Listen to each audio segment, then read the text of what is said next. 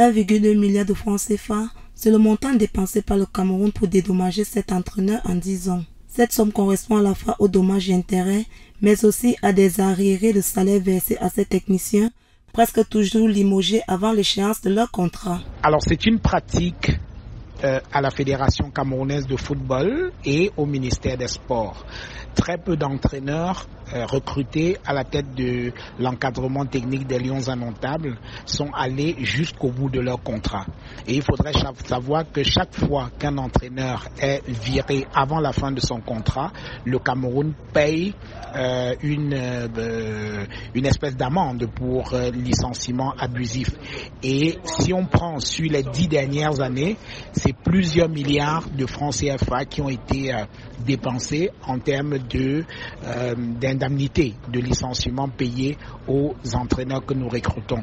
Sur le plan économique, c'est un manque à gagner extraordinaire, non seulement pour la Fédération camerounaise de football, mais également pour l'État du Cameroun. Parce que ce sont des sommes quand même incroyables que l'on dépense comme ça, alors même que le Cameroun a besoin de cet argent pour le développement du football. C'est le cas du Néerlandais Clarence Seedorf, ancien entraîneur de l'équipe nationale de football, et son adjoint et compatriote Patrick Kluivert, à qui le Cameroun devra verser la somme de 460 millions de francs CFA avant le 13 mars prochain. Dans le cas contraire, le pays pourrait écoper d'une suspension de la Fédération internationale de football Association. Cette mission lui a donné gain de cause le 29 mai 2020 et a plutôt revu ses prétentions à la baisse, autorisant le Cameroun à lui verser dans un premier temps la somme de 316 millions d'euros, soit 206 812 520 francs CFA. En plus de 5% d'intérêt du salaire qui lui était dû mensuellement, 65 000 euros, ce qui équivaut à 42,6 millions de francs CFA, à compter du 29 mai 2020 jusqu'à la date du paiement effectif du montant sus-évoqué. Et au 28 février 2021, il s'élève à plus de 19 millions de francs CFA.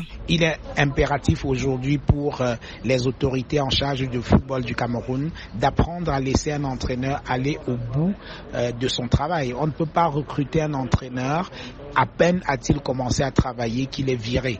Je pense que c'est un gâchis extraordinaire pour les finances publiques et pour le football camerounais. Donc il faut faire très très attention parce que c'est de l'argent qui est presque jeté par la fenêtre. On brûle la chandelle par les deux bouts alors que nous avons besoin d'argent pour le développement du football camerounais. Rappelons qu'au cours des 10 dernières années, le pays a dépensé près de 1,2 milliard de francs CFA pour solder d'anciens entraîneurs des Lions limogés. En plus de Clarence Seedorf et Patrick Kluivert, le Belge Hugo Broos et son adjoint Sven van den Broek ont empoché un montant cumulé de 114 millions de francs CFA, représentant leur arriéré de salaire. L'Allemand Walter Finker a perçu 300 millions de francs CFA et son adjoint le Ghanéen Ibrahim Tanko un montant de 124 millions des 700 millions qu'il réclamait au préalable. Au moment de son limogeage, le Camerounais Jean Paul Akono cumulait 8 mois d'arriéré pour un salaire mensuel de 10 millions de francs CFA qui ont été réglés en février 2014.